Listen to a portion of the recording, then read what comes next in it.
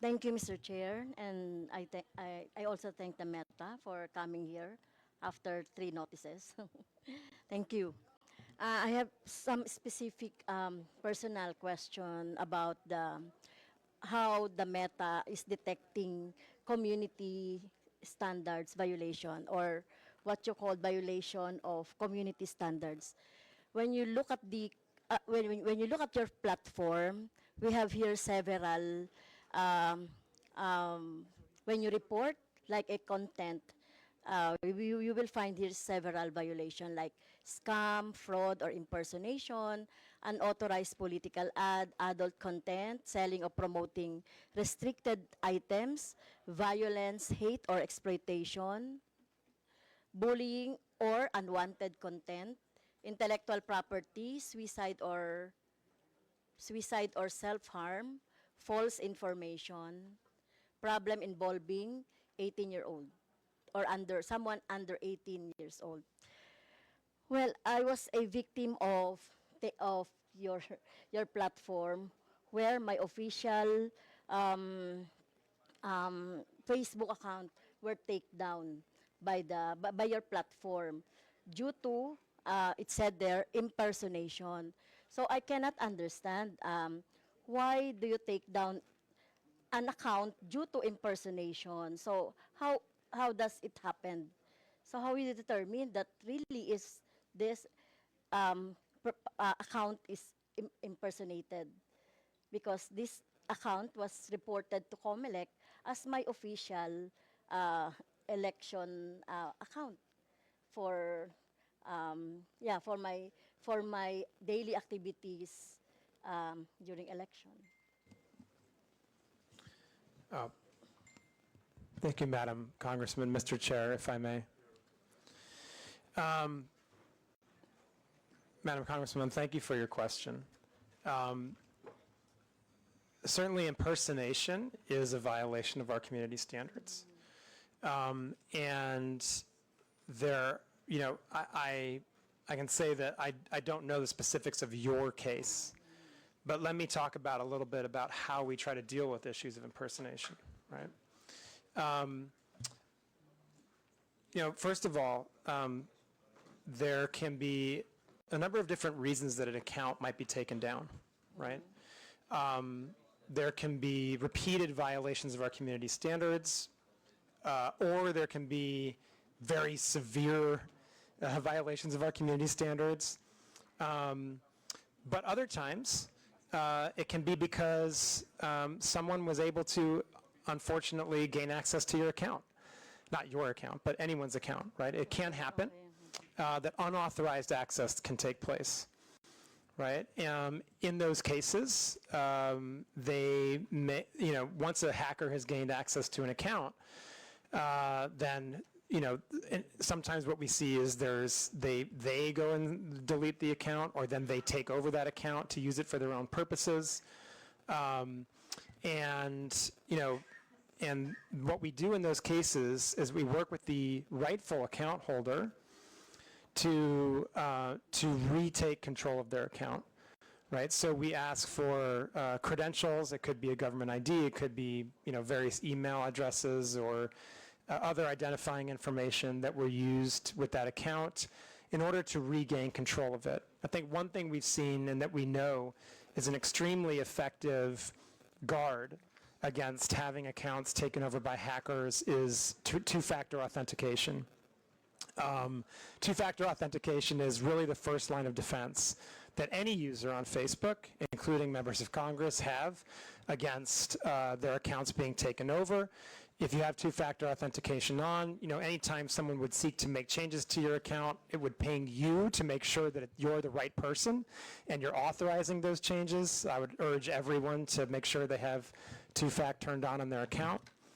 I think it's also worth noting that, you know, for government officials, for politicians who are engaged in an election cycle, we have specific channels where we can work together. We have our Meta Support Pro channel that you can access and that we're happy to work with you to make sure you have access to, so that if you have specific issues with your account, other members of Congress, other people running for election can access those channels. I think it's also worth noting, and I didn't really mention this in my opening comments, but I think I should, that that there are a number of different statutory agencies that have specific channels with Meta where they can report community standards violations, account hacks, and any other issues that the government is experiencing with Meta's platforms and our services. In fact, there are 11 different government agencies that have direct channels to us. And so those are other channels that can certainly be utilized in cases where members of Congress experience those types of actions. And I would just like also say, it does also happen from time to time that we make mistakes. That is also something that happens, and we're sorry for when that happens. We know it's a really poor experience. We don't want that to happen. We take those instances very seriously. We do everything we can to try to minimize them. And so that's also just something that can happen sometimes. So when my account was took down, we complained to we write to the Meta about my account, and then why is it that you are taking down specific account without explanation or without any justification to the subscriber? Like, for example, just take the account and that's it. So no explanation at all. So you will just explain if we will write to you on what happened to the account. So there's no, I mean, is there a like for example due process in place in your platform? Thank you for the question, Congressman, Mr. Chair, if I may. Madam Congresswoman, again, I'm not familiar with the specifics of your case, but I, again, can talk in general. Users should receive notifications if actions have been taken against their account. That is certainly part of the due process that we have in place, and users have a right of appeal. And in fact, when we see mistakes happen and users appeal those actions, the content in question, if it was a community standards violation, may often be restored.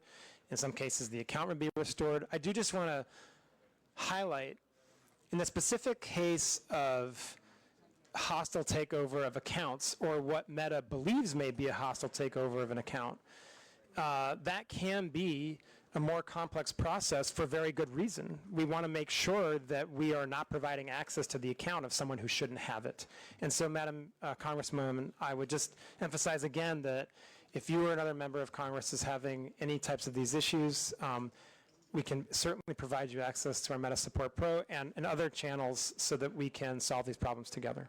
Mr. Chair, may I ask also that, are you familiar with troll armies?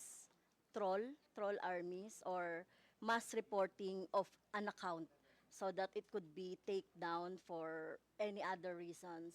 Are you familiar with that? Because I'm suspecting that my personal account was a victim of that scheme by army trolls, or by a group who would like to take down my account. Because as I can see here in your process of checking the misinformation and disinformation, it would be, if it is mass reported, it goes to your AI, and then after that, human checking, right? Right? In your graph of how to determine the disinformation or violation of your community standards. So, so my question is, are you familiar with that scheme? Mr. Chairman, thank you. Madam Congresswoman, coordinated mass reporting absolutely violates our policies. We have seen that type of behavior before by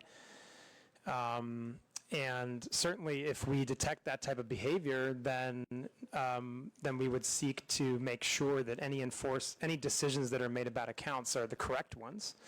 And then we would also try to go after the people who are engaged in the coordinated mass reporting, because that clearly does violate our policies. And that's the type of abusive network that we would seek to prohibit from utilizing our platforms.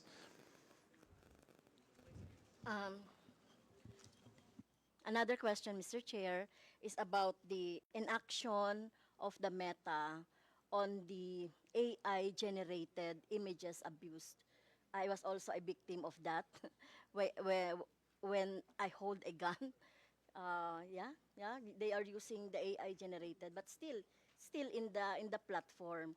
But the Meta is not doing anything about that. And many progressive organizations and individuals are victims of that, Mr. Chair. Mr. Chairman, sorry, so the question... So how do you detect, or why are you not taking down AI generated images that you think are not or inappropriate or not true or misinformation? Thank you, Mr. Chairman. Thank you. Madam Congresswoman, and for the committee, I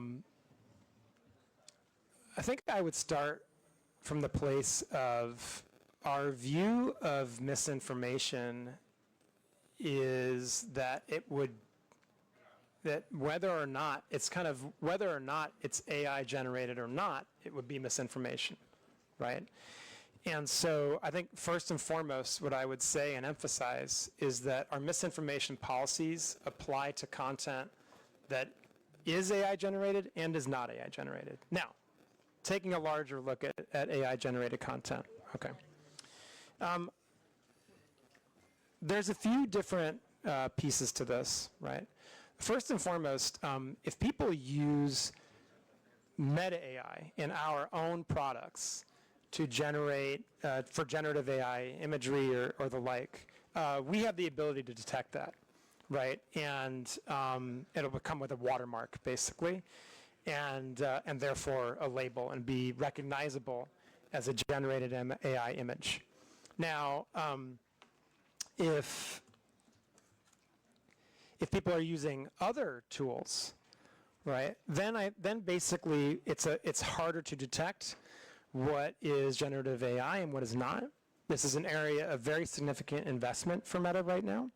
We're working very hard on ways to detect what is generative AI and what is not. I think that part of the issue that we have here, and this is one where what we need is collective action. At the moment, there's no agreed upon industry standard for watermarking or for how platforms like ours should go about detecting the difference between generative AI and non-generative AI content.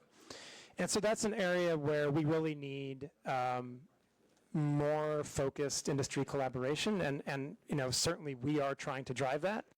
For Meta, we believe it's very important for that type of collaboration to happen between industry, civil society, and governments.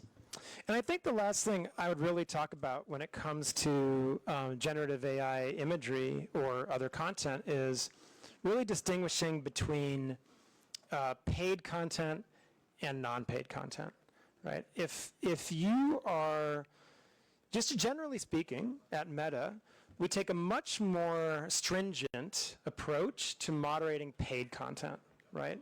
Because obviously we're taking money for it. We believe we have responsibility that's even greater, and the distribution would be increased, right? And so, in the context of anything that is, again, taking out the generative AI component of it, any type of content that is paid for, that is political in nature, that talks about a campaign or a politician or a social issue, right, is subject to our policies on political candidates and social issue paid advertising, right?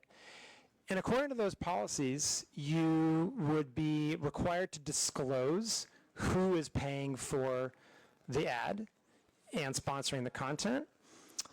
You would also have to go through an authorization process, which would include, in most cases, providing a government ID. Okay, And you would have to cut be, you on that. if So I could how- just finish one last Yeah, point, okay. you'd have to be located in Philippines, right? If you want to run a social issue or political ad, you'd have to be located in Philippines, right? And so there's a series of steps that you have to take to cross that threshold in order to be able to run those types of ads. And then in addition to it, if it is AI generated, you'd be required to disclose that it is an AI generated paid piece of content. Thank you. So really, it's very hard to determine because the name of the account is alias, or the name of account is just like like for example, Makabayan. The account is using our political organization.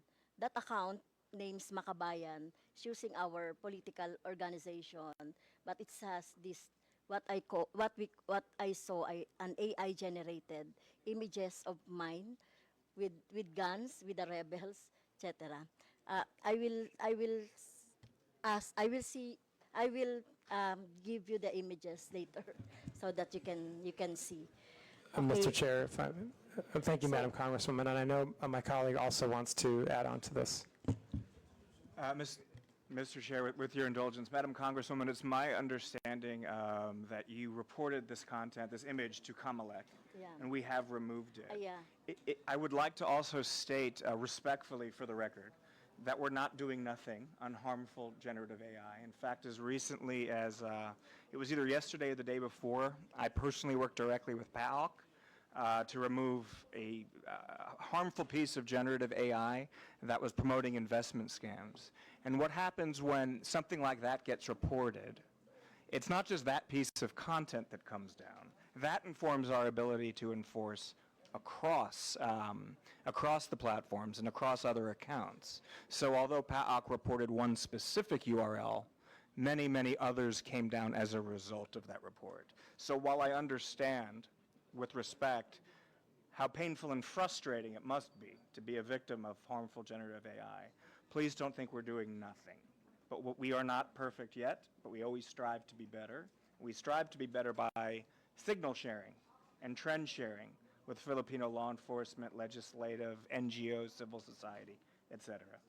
So thank you. Yeah, and I would just emphasize what Rob said about, please, if you believe that there's a piece of content that violates our policies, please do report it through Comelec, and we'll treat it with the utmost urgency.